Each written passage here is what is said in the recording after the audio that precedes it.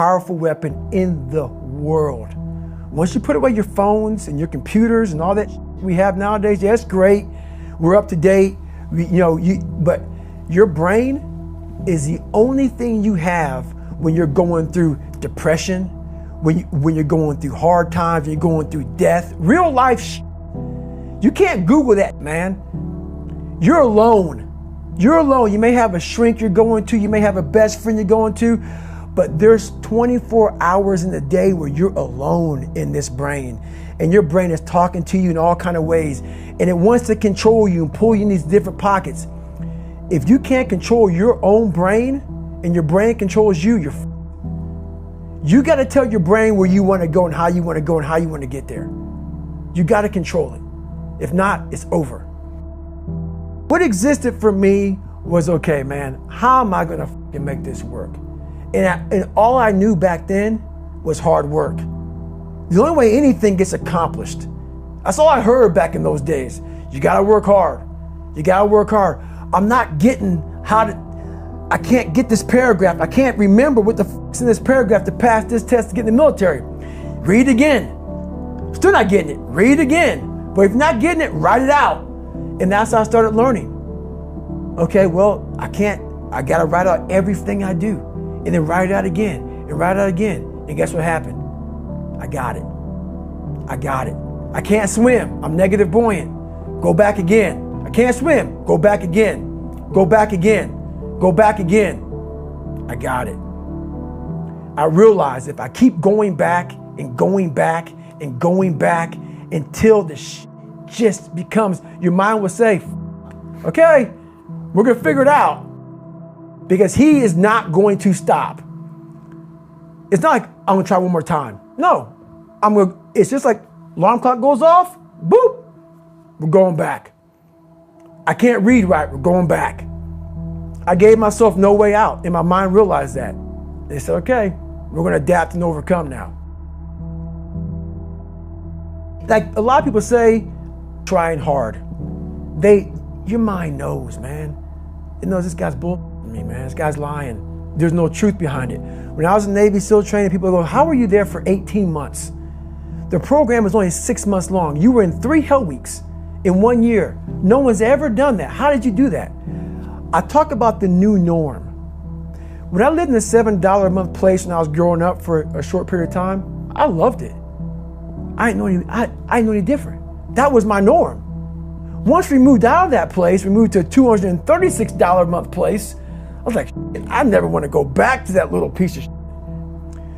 But if you go back to that $7 a month place and you realize this is where I live, this is all I got, your mind says, roger that, this is home. So when I was going through Navy SEAL training for 18 months and going back through all the hard parts over and over again, I told myself after the first time, I knew it was gonna be a long journey there.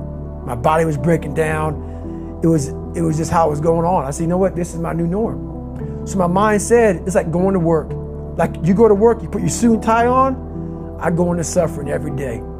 Every day, suffering, being broken, duct taping my feet up, stress fractures, shin splints, being broken. This is my new norm. And your mind says, if we're not broken, this ain't normal. We gotta be broken. So then your mind starts to get tougher and tougher and more callous. People go, how did you run on broken feet? Broken shins. My mind knew this is how we operate. We're in Navy SEAL training. This is what we are. I became hell. And that became my new norm. I gave myself no way out. There was nothing outside these walls of hell. Nothing. I love God, but for a short period of time, I became the devil, because that was hell. I became the boss, the owner, the CEO of Navy SEAL training. That was my mindset. And that's how you get through things. You immerse yourself in wherever it is, and you become that. You become that and give yourself no way out. When I was 297 pounds and I was fat as hell trying to be a Navy SEAL, the scariest thing in the world to me, even to this day, was that could have been the rest of my life. I thought then I was trying hard. That's the scariest thing in the world. I thought then, 297 pound, working for Ecolab, spraying for cockroaches, making $1,000 a month. I thought that was me at my 100% potential. Come to find out, a few years later, I wasn't anywhere near that. 106 pounds less, graduated Navy SEAL training, went on to do all these other things. Looking back on that, that was me trying hard. That's why people gotta understand, what is in us, we have no idea until we start trying hard. And I mean really trying hard, where you're obsessed with, hey, this is my new norm. My new norm is that, wow, this isn't always fun. It's not always meant to be fun. And that's when you know you're trying hard. People hear my story and think this guy is sadistic. I realized how the brain works. I figured out how the brain works. I'm a scared kid, and that's what gives me so much power. I had no foundation, and I built this off of just researching the mind. The feeling you get is basically invincibility. You realize that you can't do it all the time. When you need to do it, I know I can go to a place that I can live in. And when you know that you can run on broken legs and you can do certain things that a lot of people can do, but they're not willing to do, this power, this sympathetic nervous system of fight or flight, and you're fighting, it gives you this charge of energy of when you're sitting there at 3:30, 4 o'clock in the morning and you're duct taping your feet up because they're broken, and you're doing it by yourself, and you're going through arguably one of the hardest training in the world. And these guys, most of them are healthy, and you're going through it broken, and you're already at a disadvantage, but you're still there.